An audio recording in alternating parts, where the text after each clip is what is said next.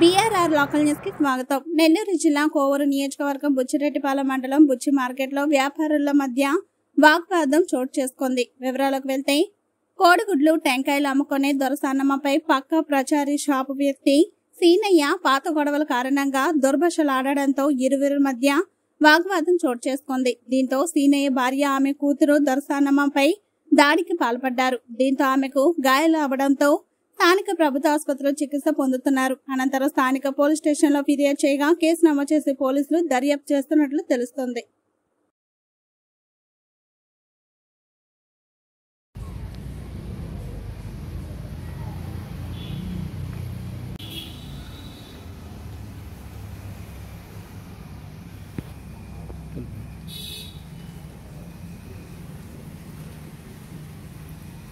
లేనిపోయిన నిందులేసి వాళ్ళ భర్తకు చెప్పి నిందులేసి రోజు తగులు పెట్టుకుంటున్నారు మా అమ్మాయి మీద. నేను నిన్న మాత్రం ఇంటికాడ ఉన్నాను. నేను పోయేసరికి తగు పెట్టుకుంటున్నాడు. ఏంది సీనయ్య అని మంచిగా అడిగాను. అది పెద్దామా ఇది పెద్దామా అని చెప్పినాడు. ఏం అనలేదు నేను. అదే ఆమె స్టేషన్కి రమ్మన్నారు. పోలీసు వాళ్ళు వచ్చి స్టేషన్కి వచ్చినాము. వాళ్ళు కెమెరాలు చూసిరండి అని యువతల వాళ్ళకి చెప్తున్నారు పోలీసు సారు.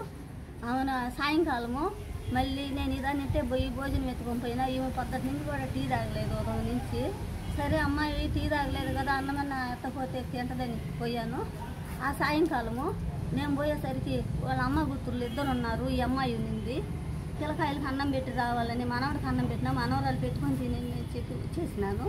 ఆ సాయంకాలము ఈమె పెండ్రవి పోలీసు ఆయన అడిగిండు ఇవ్వాలని పెద్ద ఆయన అడుగుతున్నది.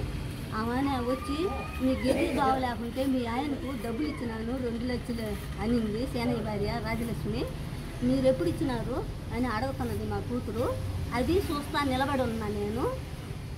ఆమె నన్ను ఎరగదొక్కొని పోయి కూతురు మా అమ్మాయిని పడదోసి మా పాపను కొడుతుంటే అమ్మబోయి కూడా కొడుతుంది. నేను లాగితే నన్ను పడదోసి అమ్మాయిని లేనియకుండా కొట్టినారు. రక్తం వచ్చింది. మూడు కాడ చెయ్యంతా దెబ్బ తగిలింది. కంప్లైంట్ ఇచ్చారమ్మా.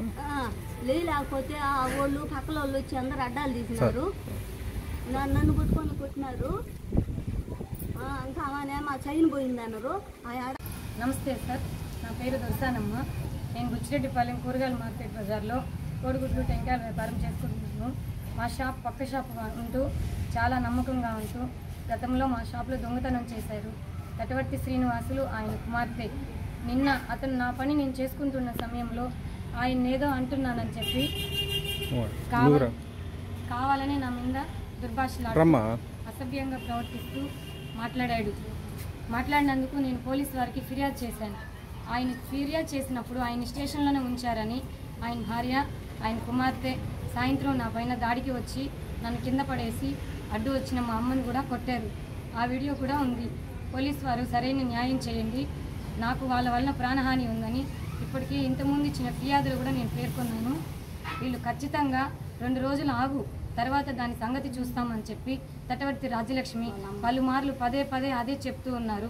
వాళ్ళు ఖచ్చితంగా పాత కక్షలు మనసులో పెట్టుకొని నన్ను నా బిడ్డల్ని ఏదైనా చేయడానికి మాత్రమే ఉన్నారు. దయచేసి నాకు న్యాయం చేయండి.